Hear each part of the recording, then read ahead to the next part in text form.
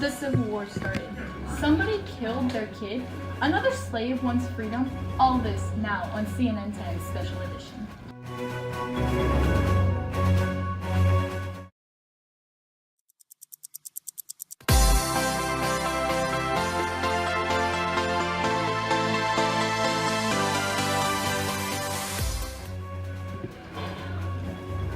Hi guys, welcome back. I'm Carla Zeus, your favorite host, and I'm here with Michelle Thayer, and she's here to talk about how the Civil War started. Okay, so at 4:30 this morning, the Confederate States Army went to Fort Summer in North Carolina, and they fired the first shot at Fort Summer.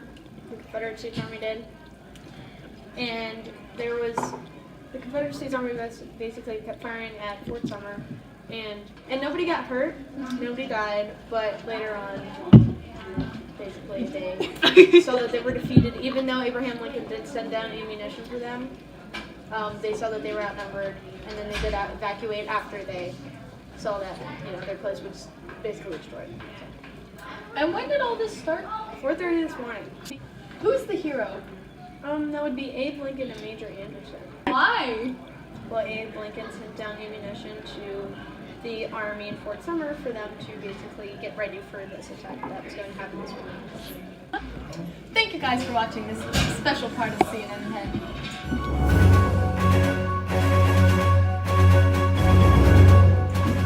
Hi guys, Carla Zeus here, back at it again with Madalena Fry, and she's here to talk about the courthouse. On May 24th, under the pretext of being charged for robbery, one Anthony Burns was arrested. Now, this robbery charge was just a front to what was really happening. Burns' old slave owner had found him, and Burns was being captured under the Fugitive Slave Act. Boston abolitionists, who were strongly against the Fugitive Slave Act, rallied to aid Burns, who was being held on the third floor of the federal courthouse. The group of angered abolitionists decided to march the courthouse and release Burns using force if necessary. The crowd outside the courthouse started as a few hundred people, but quickly grew to be about 2,000 people. A small group of those people charged the courthouse with a beam that they used as a battering ram. As the group fought their way in, President Franklin Pierce called for Marines and artillery to assist the guards watching over Burns. He also ordered a federal ship to return Burns to Virginia after the trial. Burns was convicted of being a fugitive slave on June 2nd, 1854. That day, nearly 50,000 people lined the streets to watch Anthony Burns walk in shackles toward the waterfront and the whaling ship. I feel the hero in this event was the entire abolitionist movement.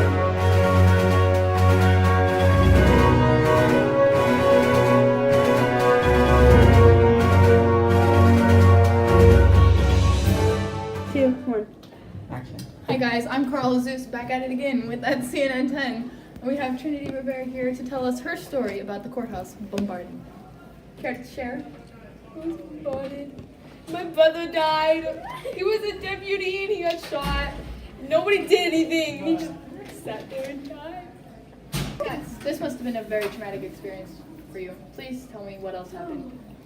The abolitionists came in and they saved us. Yeah, and so Yes. I'm guessing your uncle did not make it, or your brother did not make it. They did. Sorry, I hope you get justice. Stay tuned for our last segment of today's show. Hey guys, I'm Carla Zeus, and I'm here today with Olivia Downing. And she's here to talk with us about a murderer and her mother. In January of 1865, Margaret Gaynor took her and her children across the Ohio River to try to escape a cruel slave owner. And these marshals had followed them and told them that they were going to help them escape and become free slaves. But really, they were U.S. Marshals, and on one night, they raided the home that Margaret was staying in, and Margaret murdered her daughter because Margaret murdered her daughter because she thought that she didn't want her children to go back to slavery.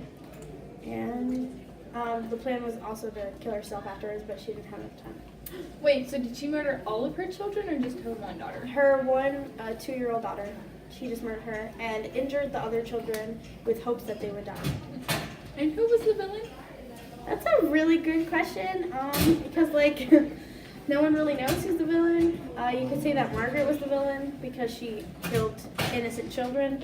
But at the same time, I mean, would you let your child go back to being raped and beaten? Good question. Hi guys, I'm back here. I'm Carla Zeus, and this is Olivia Downing, and thank her for our little segment we have here. Hi guys, I'm Carla Zeus, and welcome back for today's last segment of our episode. I don't have any experts with me today, as you can see. I'm here talking about the Dred Scott decision. Basically, Dred Scott was an African American slave, and he was born and raised in a slave prohibiting state. So therefore, he was supposed to be a free man. But he took that to court and his decision was denied. So technically, he's still not a citizen. And basically, that was the start of the Civil War. Why did it cause arguments? Because some people felt that he should have been a free man because he was born in a slave prohibiting state. But other people felt that he should still be a slave because he was an African American. Guys, once again, I am Carla Zeus, and thank you for watching our short segment on the Civil War. And I hope to see you next time for our next special edition of CNN 10.